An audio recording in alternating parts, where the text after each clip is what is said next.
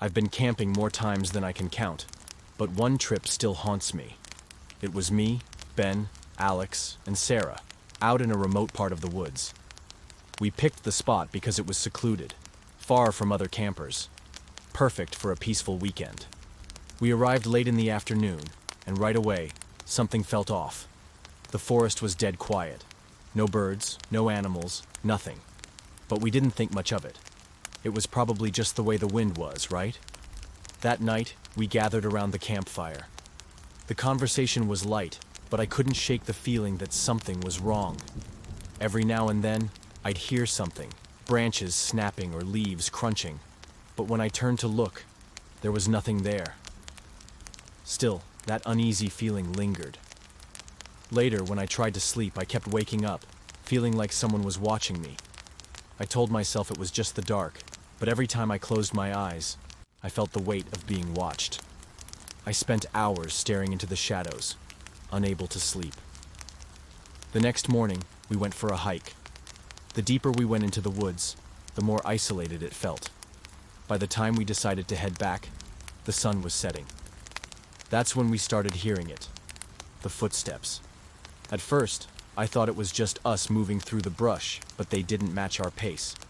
The footsteps were too quiet, too deliberate. It felt like someone was trailing us, keeping their distance but never quite out of reach.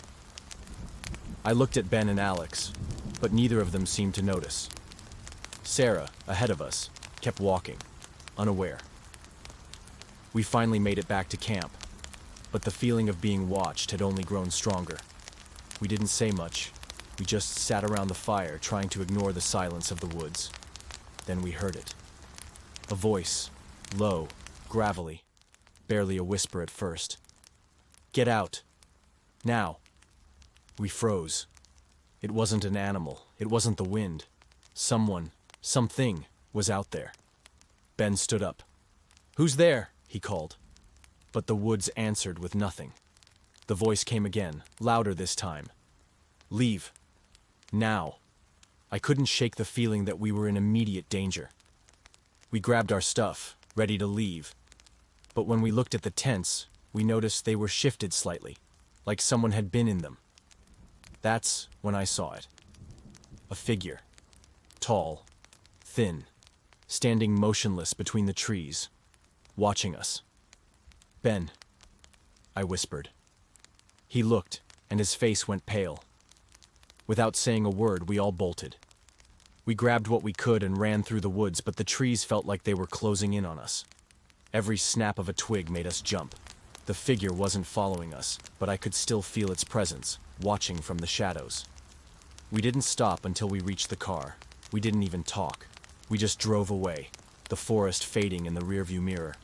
To this day, I don't know who or what was out there, but I'll never go back. And now, whenever I go camping, I can't help but feel like something is always watching, waiting. Maybe it's still out there, waiting for the next group to come along.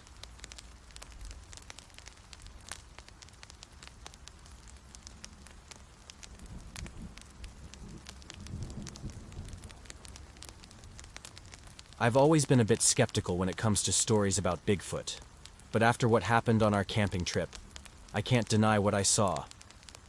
My brother Luke and I decided to take a weekend trip to the mountains. It was the perfect spot for camping, secluded, beautiful, and far away from the noise of the city. We'd heard some local legends about sightings of strange creatures in the area, but we brushed it off as just that, stories. We set up camp near a small clearing in the woods, and as night fell, we built a fire and settled in for the evening. Everything felt normal at first. The night air was crisp, and the stars above seemed to shine a little brighter out here in the wilderness.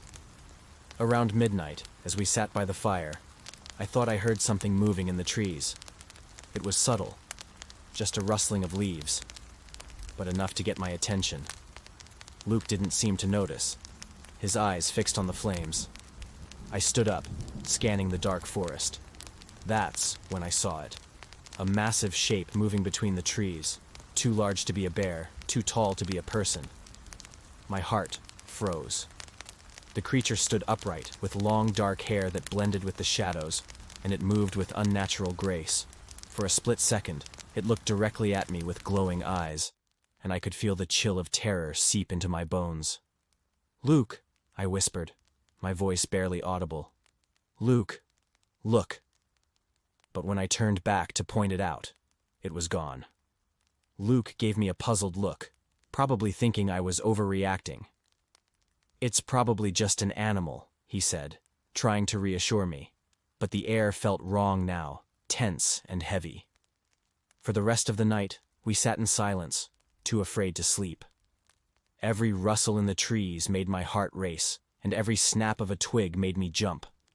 By dawn, the fear had sunk deep into my chest. We didn't pack up immediately. We tried to act normal. But I couldn't shake the feeling that something was out there. Something that was watching us. We never spoke of the encounter again, but I know what I saw. And since that night, I'm not so quick to dismiss the stories about Bigfoot.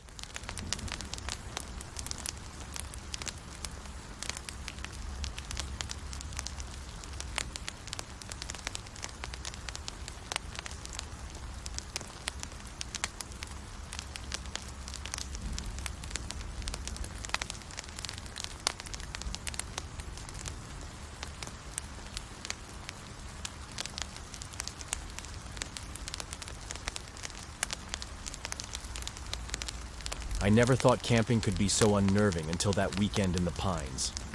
A few of my college friends, Mark, Lisa, and John, decided to take a trip to a secluded campground in the middle of nowhere. We'd all been through the usual hike and campfire shenanigans before, but this time felt different. The place we went to was not only remote, but also incredibly quiet. Too quiet. And that's where the unease started. We arrived in the late afternoon, setting up our tents near a small creek. The sun dipped below the horizon as we gathered firewood. The air was still, and the silence around us felt almost oppressive. There were no sounds, no birds, no insects, nothing. It wasn't until later that I realized just how strange that was. As the night drew on, we sat around the fire, exchanging stories and jokes, trying to brush off the eerie feeling creeping over me. Around midnight, Mark excused himself to use the bathroom. He had wandered a bit further than usual. He had barely been gone 5 minutes when we heard it. A soft whisper. I thought I imagined it, but Lisa heard it too. "Did you hear that?" she asked, voice low and shaky. At first it sounded like it was coming from the trees, like a distant murmur carried on the wind. But then it became clearer. Faint whispers, repeating something over and over, something indistinguishable. John grabbed his flashlight.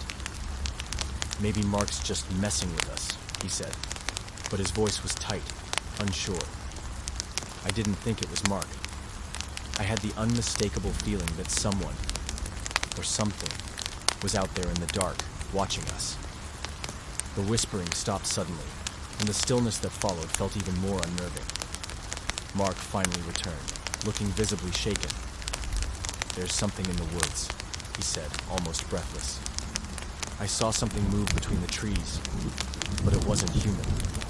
I laughed nervously, assuming he was just spooked. But Mark wasn't the type to joke around like that. His face was pale, his eyes wide. We tried to brush it off and go to sleep, but I couldn't shake the feeling of being watched. All night long, I heard the whispers, faint but persistent, moving closer and closer until I was certain someone was standing just outside my tent, listening. The next morning, we packed up and left early, our nerves frayed. On the drive back, we didn't talk much. We all knew something wasn't right. I don't think any of us ever went camping in the Pines again. To this day, when I hear a whisper in the wind, my mind flashes back to that night.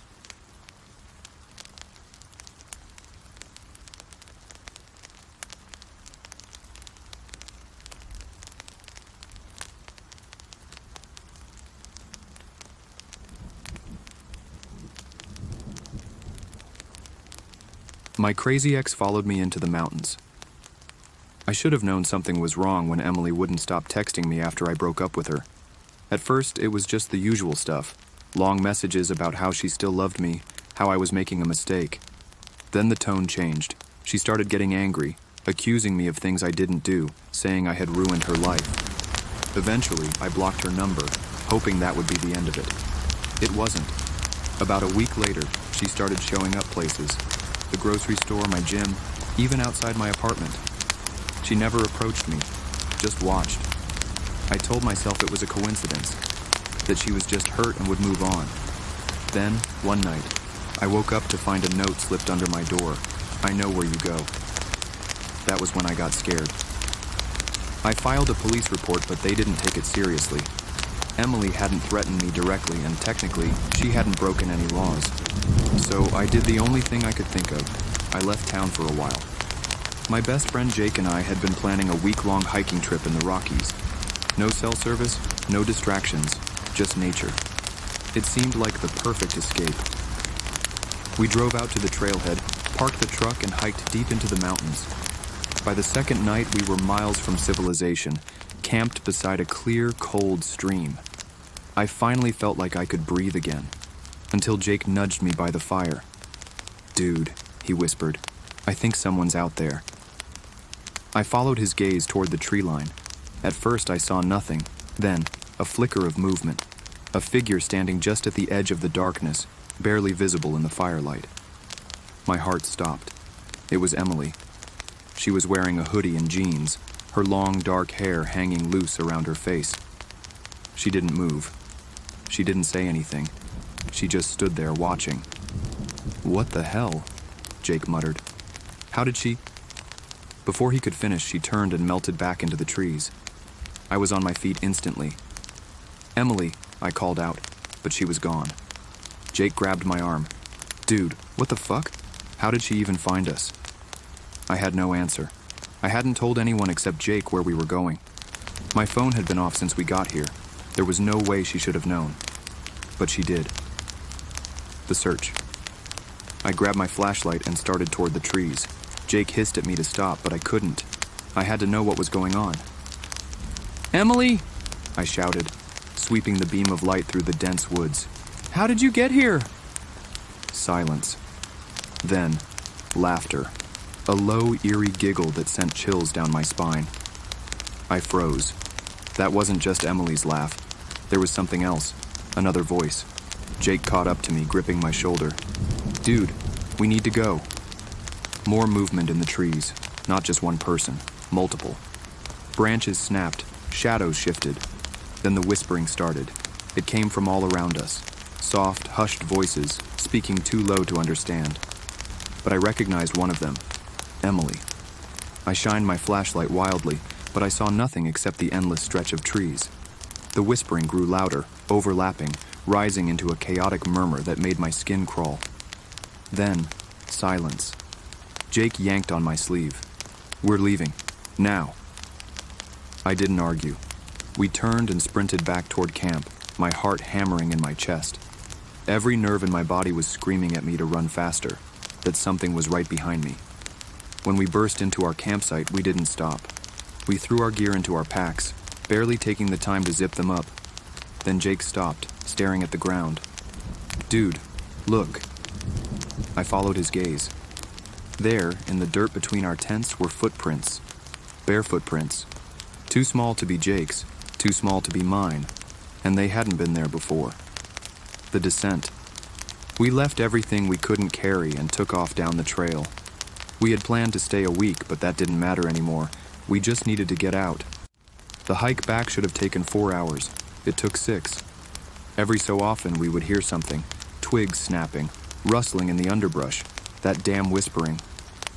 At one point, we saw someone standing on a ridge above us, half hidden behind the trees. Emily. She didn't chase us. She didn't move. She just watched. By the time we reached the truck, the sun was setting. I half expected to see her standing by the vehicle waiting for us, but the parking lot was empty. Jake didn't say a word as we tossed our gear into the bed and jumped in. I locked the doors, my hands shaking as I fumbled with the keys. As we pulled out onto the road, I looked in the rearview mirror. Emily was standing at the edge of the trees, and she was smiling. We drove straight home, barely speaking. I didn't sleep that night. I kept expecting to hear tapping on my window, to find another note slipped under my door, but nothing happened. A week later, I got a call from an unknown number. It was Emily, she said soon. After reporting this, she was arrested.